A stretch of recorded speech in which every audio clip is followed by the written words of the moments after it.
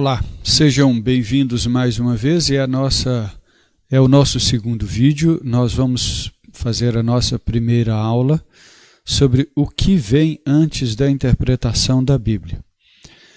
Nesta aula nós vamos tratar basicamente da leitura de alguns textos bíblicos que mostram que a Bíblia, assim como outros livros e outras coisas que nós fazemos, exige alguns pressupostos, e estes pressupostos já estão claros na própria palavra de Deus.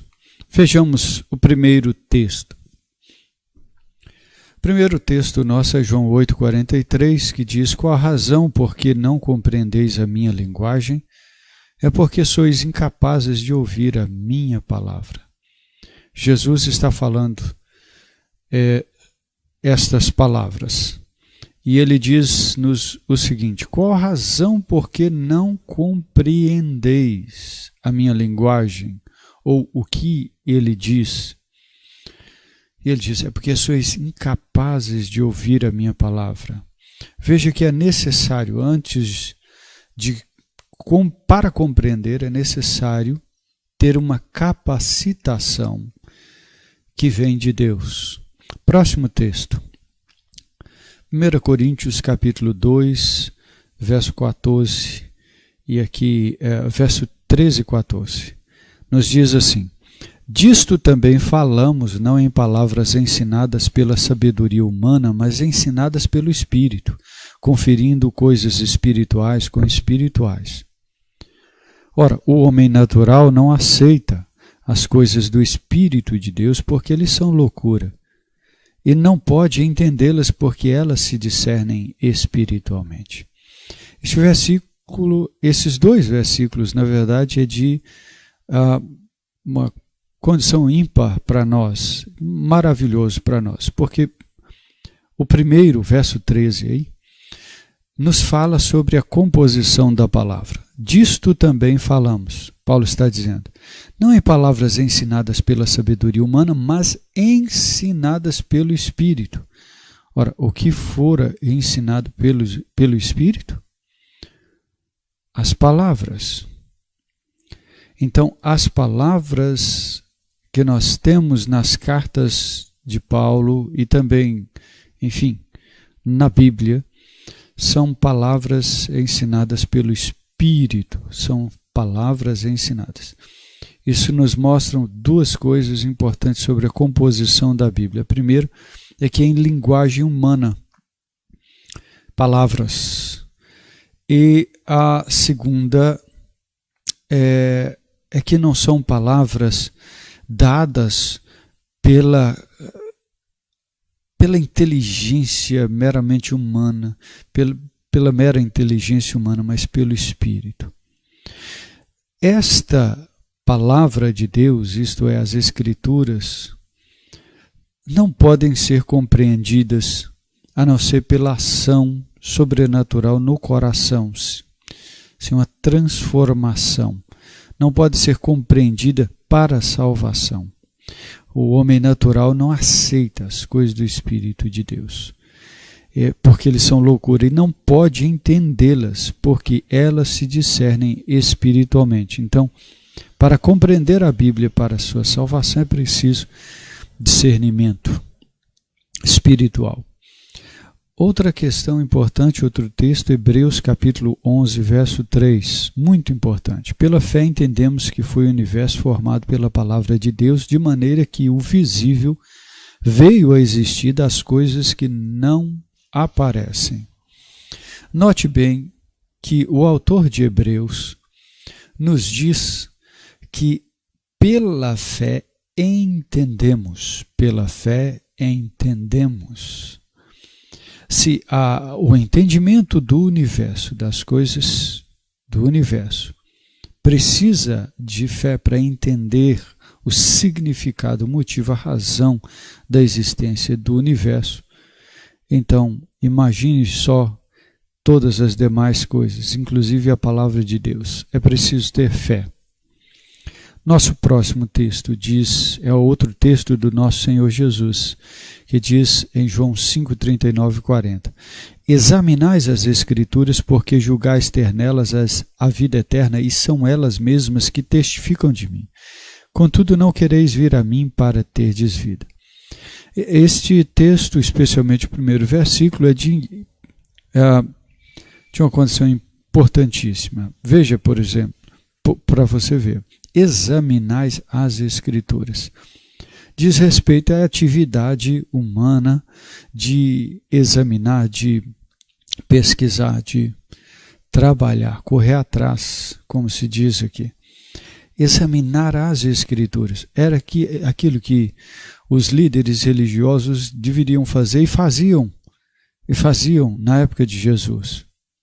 Aí ele diz, porque julgais. Note que há um preconceito, desculpe usar esse termo, talvez pode confundir a sua mente, mas não é. Mas essa é simples.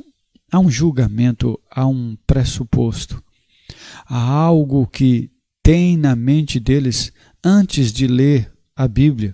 Antes deles lerem a Bíblia, eles precisavam, eles tinham uma concepção dela. E qual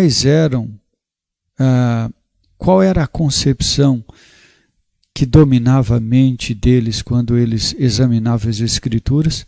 Eles julgavam ter nelas a vida eterna. Jesus não os critica, pelo contrário, apoia. E ele diz, são elas mesmas que testificam de mim. O assunto das Escrituras é Jesus. O tema, o fio condutor é Cristo.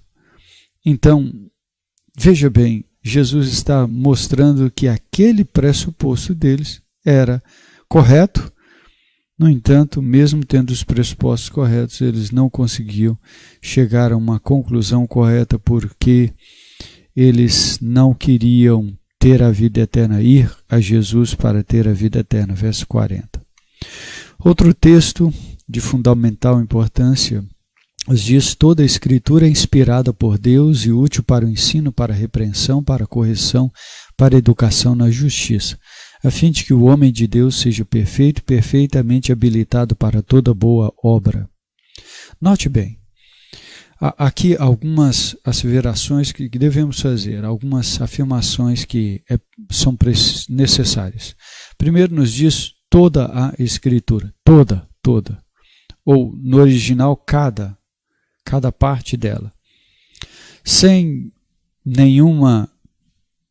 existir qualquer uma parte dela que não seja inspirada. Toda a Escritura é inspirada por Deus. Isso é importante porque alguns advogam que somente os autores foram inspirados, mas a palavra não. No entanto, aqui as Escrituras são inspiradas por Deus, toda a Escritura. Ela também é útil, isto é, suficiente para o ensino, para a repreensão, correção e educação na justiça. Em outras palavras, não precisamos de nada mais além da Escritura, ela é a autoridade máxima e suficiente para nós, a fim de que o homem de Deus, isto é, o homem que nasceu de novo, seja perfeito e perfeitamente habilitado para toda boa obra. Esta Escritura, ela tem um efeito transformador e completador, útil na vida do homem de Deus, de uma pessoa que nasceu de novo. E agora, já chegando ao fim desta parte, outro texto de 2 Pedro capítulo 3, verso 15 a 18, que nos diz: e tende por salvação a longanimidade de nosso Senhor, como igualmente o nosso amado irmão Paulo vos escreveu, segundo a sabedoria que lhe foi dada. Ao falar acerca destes assuntos, como de fato costuma fazer em todas as suas epístolas, nas quais há certas coisas difíceis de entender que os ignorantes e instáveis deturpam, como também deturpam as demais Escrituras para a própria destruição deles.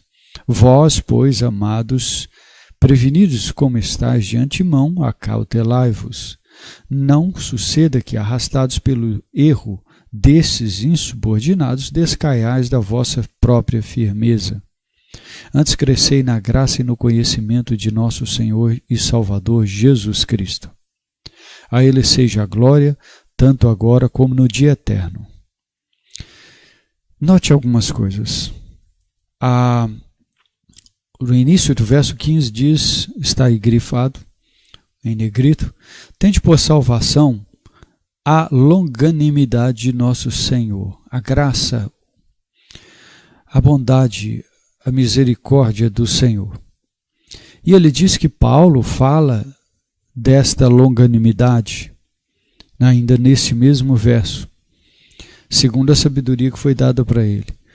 Aí ele diz, no verso 16, ele costuma fazer isso, falar desta longanimidade em todas as suas epístolas.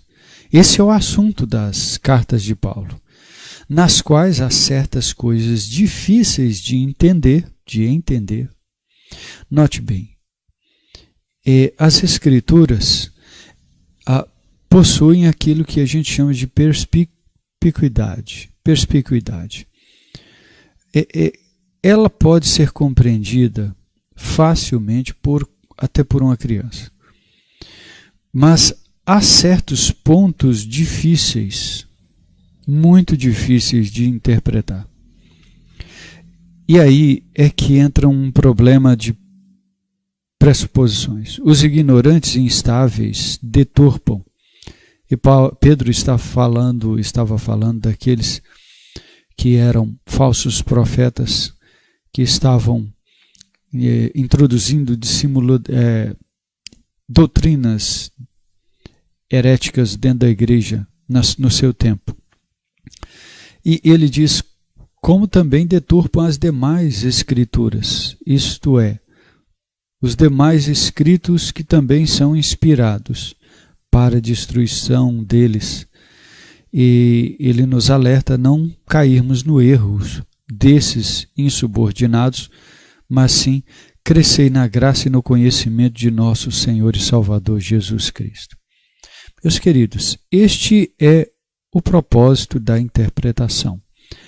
Crescer na graça e no conhecimento de nosso Senhor e Salvador Jesus Cristo. Os pressupostos, então, nós listaremos no próximo vídeo.